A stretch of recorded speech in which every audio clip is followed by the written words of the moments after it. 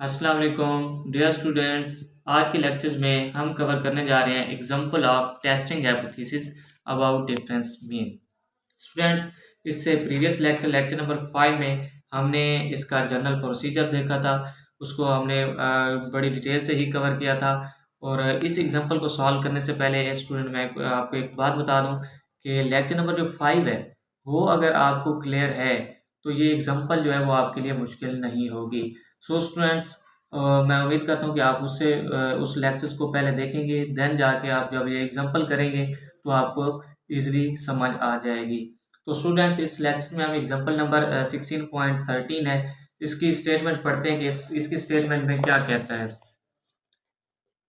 वो कहता है कि a random sample of size n from a non-normal population yielded the sample values x bar is equal to 70.4। s1 square जो है हमारे पास वेरिएंस होता है तो इक्वल टू है 31.40 and other random sample of the size 50 from second non-normal population yielded the sample values x2 bar is equal to 65.3, s2 square is equal to 44.82। इसमें क्या रहा है, कंडीशन दे रहा है, टेस्ट करना है हमने जो हमारा नल हाइपोथेसिस है वो μ1 minus μ2 less than equal to होना चाहिए 2।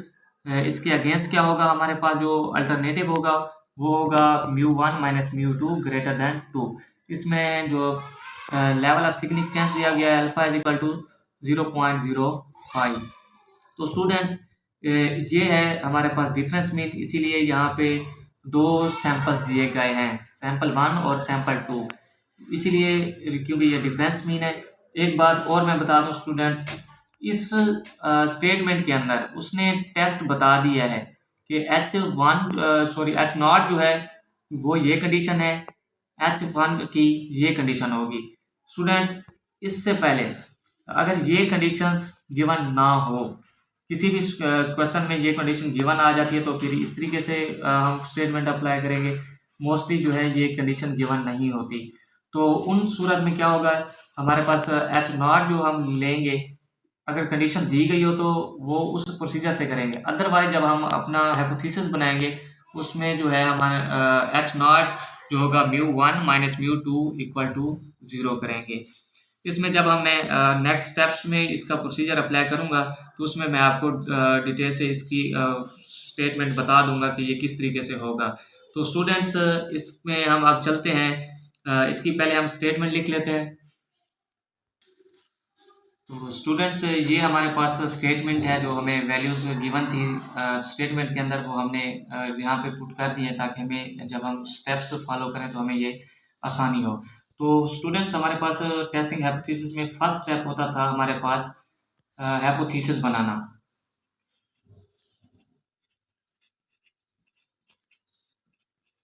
हाइपोथेसिस के अंदर हम दो तरह के लेते थे, एक नल हाइपोथेसिस लेते हैं और एक अल्टरनेटिव हाइपोथेसिस। जो हमारा H0 होता है वो होता है नल हाइपोथेसिस। इसमें उसने क्या कंडीशन दी थी, उसने कहा था μ1 माइनस μ2 जो है वो लेस देन इक्वल टू 2 है। इसके साथ जो हमारा H1 था वो है हमारा μ1 माइनस μ2 ग्रेटर देन 2 होगा, क्योंकि ये इसके उलट होती है, अगर ये लेस देन होगा तो ये ग्रेटर देन होगा। ये प्रीवियस वीडियोस में मैंने इनको डिटेल के साथ बताया था कि ये इसका साइन इस तरीके से हो तो उसका साइन किस तरीके से होता है, तो ये चीज़ें मैंने बताई थी। तो ये स्टूडेंट्स हमारे हाइपोथेसिस की एक फर्स्ट जो हम हाइपोथेसिस बनाते हैं वो बन गया।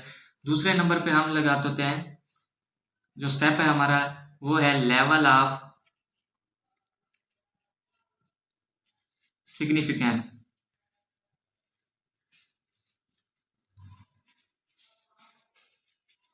इसमें हमारे पास अल्फा की वैल्यूज होती है। अल्फा की वैल्यूज क्या है, हमारे पास 0.05। थर्ड नंबर पे हमारे पास होता है टेस्ट स्टैटिस्टिक।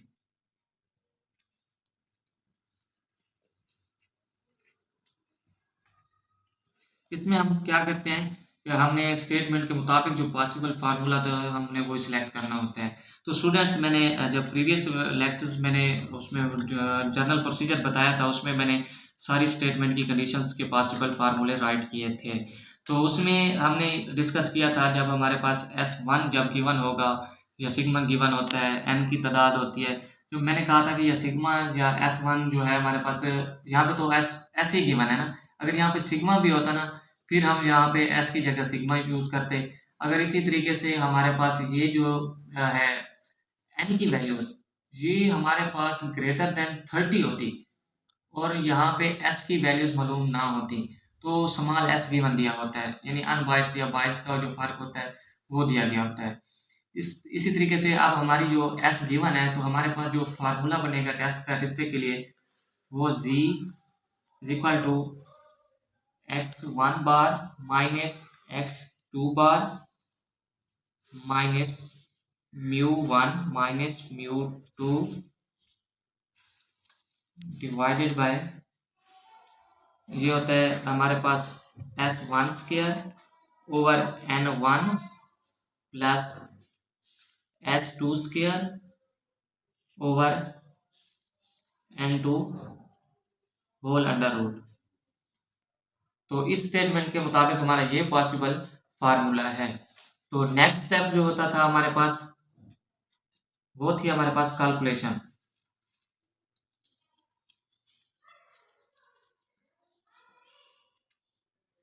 कैलकुलेशंस में हम इसी फार्मूले को मद्देनजर रखते हुए इसके में जो जो चीज़ें हो रही होती हैं पुट, तो हम वो चीज़ें पुट करके हम लोग इसकी एक वैल्यूज निकालते हैं जी की।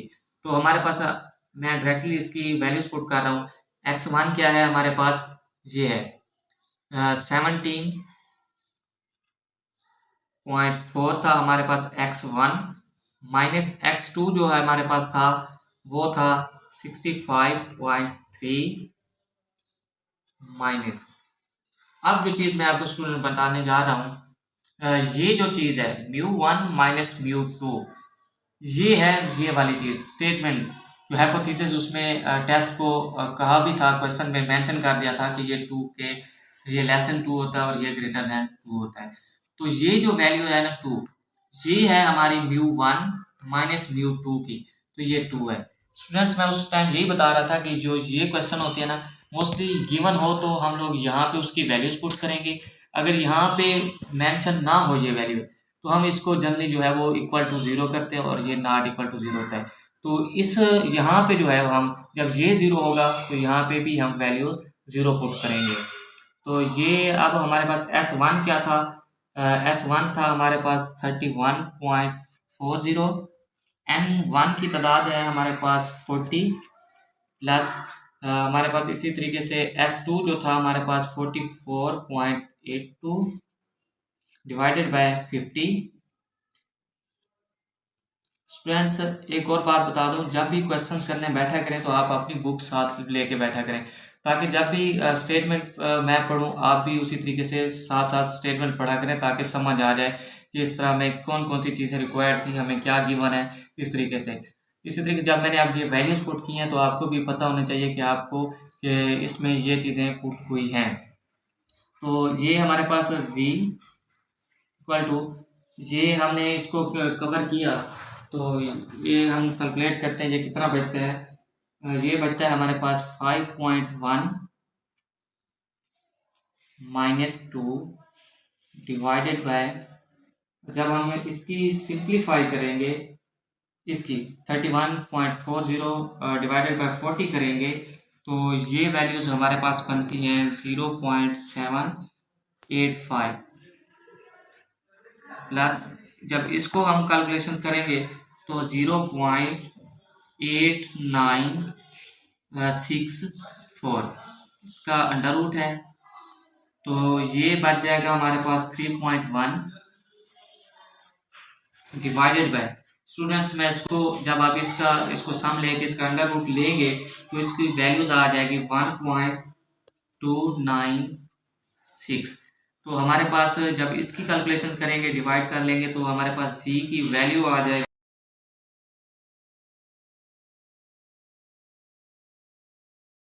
ये हमारे पास आ गई है जी की वैल्यू। नेक्स्ट स्टेप जो है हमारा वो है फिफ्थ स्टेप जो होता है वो होता है क्रिटिकल रीजन।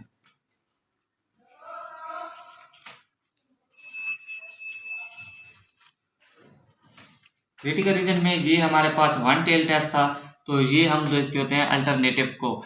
अल्टरनेटिव जहाँ पे क्या था, ग्रेटर देन 2 था। तो अब हम जब क्रिटिकल रीजन्स में इसकी वैल्यूज पुट करते हैं वो हम करते होते हैं यानी जी ग्रेटर देन है जी अल्फा, क्योंकि ये वन टेल टेस्ट है तो इसलिए हमने इसकी वैल्यू जो है वो हम जी अल्फा के हिसाब से लेंगे। जी अल्फा ओवर 2 नहीं होगा। जी अल्फा ओवर 2 उस वक्त होता है जब हमारे पास 2 टेल टेस्ट होता है।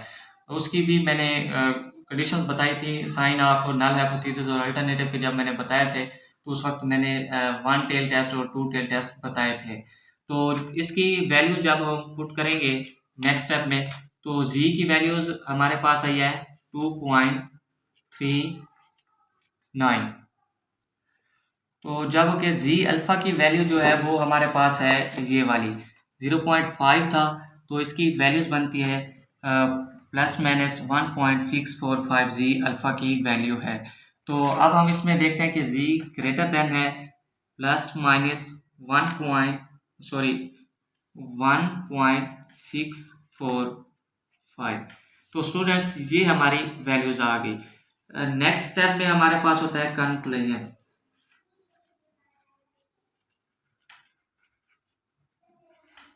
कंक्लूजन में हम जो देखते हैं, अब हम एक नॉर्मल डिस्ट्रीब्यूशन की वो बना लेते हैं जिसमें ये है हमारे पास माइनस 1.64, ये हो गया प्लस 1.645।